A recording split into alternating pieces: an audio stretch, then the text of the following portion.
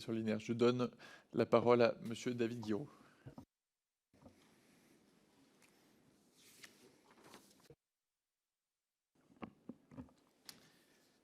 Bonjour Cyril Hanouna. Vous avez, lors de cette audition à 2 reprises, révélé des échanges de correspondance entre vous et M. Boyard, à 2 reprises. Je vous rappelle que la diffusion de la correspondance privée entre 2 personnes, sans le consentement d'une des 2 personnes, est interdite par le Code pénal. Je profite donc du fait que vous soyez sous serment aujourd'hui, donc passible de poursuite en cas de parjure. Avez-vous obtenu le consentement de M. Boyard pour diffuser ces échanges de correspondance privée? Ça sera ma première question et j'en ferai une juste après. Non, donc j'attends son procès. Voilà. Merci, M. Hanouna. Je crois que ça rejoint la discussion qu'on a depuis quelque temps. Vous avez par exemple parlé de lutte contre le harcèlement à l'école dans vos émissions. Je crois que c'est difficile de faire des émissions sur la lutte contre le harcèlement à l'école lorsqu'on emploie des méthodes qui sont typiquement celles de harceleurs de l'école, telles que la correspondance de messages privés. J'en viens à la loi parce que c'est précisément ce qui nous intéresse. Vous avez déclaré en début d'intervention que vous n'étiez à la botte de personne. Les bottes des gens, je ne sais pas. Les mains, par contre, c'est moins clair, parce que vous avez déclaré lors de votre altercation avec Louis Boyard que vous ne crachez pas dans la main qui vous nourrissait, en parlant de Vincent Bolloré, c'est-à-dire votre actionnaire. Ce qui est justement dérangeant là-dedans, c'est que vous avez signé une convention avec l'ARCOM qui qui est censée garantir votre indépendance vis-à-vis de votre actionnaire, c'est-à-dire Vincent Bolloré.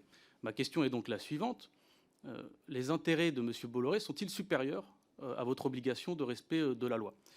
Ensuite, en termes de pluralité dans votre émission, il y a un sujet. Vous avez parlé des temps d'antenne des invités, de l'extrême droite, de la France insoumise, de certains invités qui ne souhaitaient pas se rendre. C'est possible. Mais il y a quand même un questionnement qui reste sur vos invités, notamment qui ne sont pas encartés politiquement. Par exemple, quand vous donnez la parole à Jules Torres de CNews JDD le 21 décembre, Geoffrey Lejeune le 19 décembre, Sarah Salman le 8 décembre, Stanislas Rigaud de Reconquête, Pierre Gentillet de CNews le 16 novembre. On a tout de même l'impression qu'il y a une forme de monogamie dans vos invités. Et c'est sur ça qu'on souhaite vous entendre aussi, pas que sur vos invités politiques, mais sur le fait qu'en réalité, beaucoup de personnalités de type éditorialiste, de type journaliste, sont quand même très marquées dans l'univers, la galaxie de Vincent Bolloré, qui est celle de CNews et compagnie.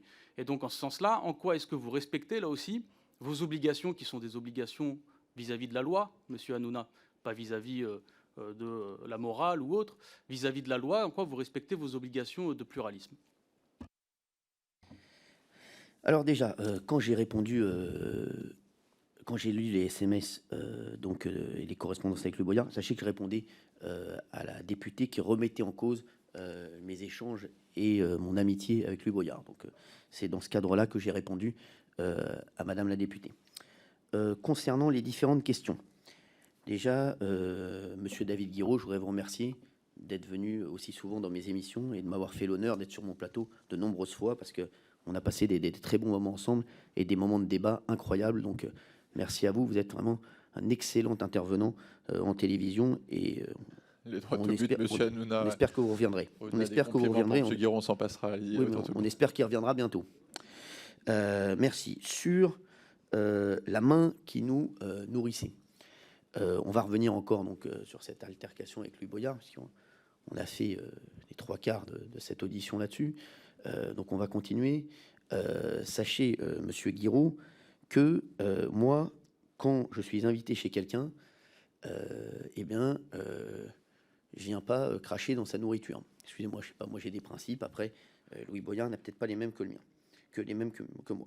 Sur l'indépendance, sachez que Vincent Bolloré ne m'a jamais demandé ni d'inviter quelqu'un, ni de parler d'un sujet. Et alors là, et je suis sous serment, donc je peux vous le dire, je ne mentirai pas, ni de traiter tel ou tel sujet. Il ne s'est jamais mêlé de mes émissions, jamais, vraiment. Vincent Bolloré me laisse une liberté totale à moi, et bien sûr aux personnes de la chaîne qui travaillent avec moi et mes équipes d'H2O sur l'émission. Donc vraiment, jamais il ne s'est immiscer dans mes émissions. Dans les sujets, sur les intérêts, oui, dites-moi, allez-y. Donc, voilà, sur Vincent Bolloré et les intérêts supérieurs, je n'ai pas compris la question. C'était peut-être un peu trop compliqué pour moi. Donc, je n'ai pas compris la question. Si vous pouviez... voilà, c'est quoi la question, monsieur Guiraud? Très rapidement, j'imagine que c'est sur le projet idéologique et politique de Vincent Bolloré. On a eu le débat hier. Allez-y rapidement. C'est pourtant simple et ce n'est pas si dur à comprendre. C'est sur vos obligations signées avec l'ARCOM en termes de pluralité et en termes d'indépendance. Apparemment, vous êtes plus intelligent que moi, monsieur Guiraud. Oui, c'est pour ça que vous êtes à votre place et moi à ma place. Non, je voulais vous dire, sur Vincent Bolloré, sachez que je vous l'ai dit, j'ai une totale liberté et sur le pluralisme, j'essaie d'inviter des gens de tous les horizons. Je vous ai invité de nombreuses fois, monsieur Guiraud, comme j'ai invité de nombreuses personnes de la France Insoumise. Ils ne veulent plus venir depuis l'affaire Boyard. Je ne vais pas aller les chercher chez eux et les faire venir de force sur mon plateau. Forcément, merci, c'est des éléments que vous nous avez donnés. D'ailleurs, on peut retrouver après tous ces chiffres et les vérifier par trimestre sur le site de l'ARCOM. Je vais donner la parole. Je ne peux pas aller chercher tout le monde. Et sur les intervenants... Je vais donner, monsieur Hanouna, il va falloir que j'avance. Je suis désolé, je donne la parole donc à monsieur Iñaki Etchaniz dans un premier temps et tout de suite après monsieur Ménager, de manière à pouvoir... accélérer, et je vous demande du coup de faire le plus court possible, c'est la seule condition pour pouvoir rajouter ces 2 temps de parole.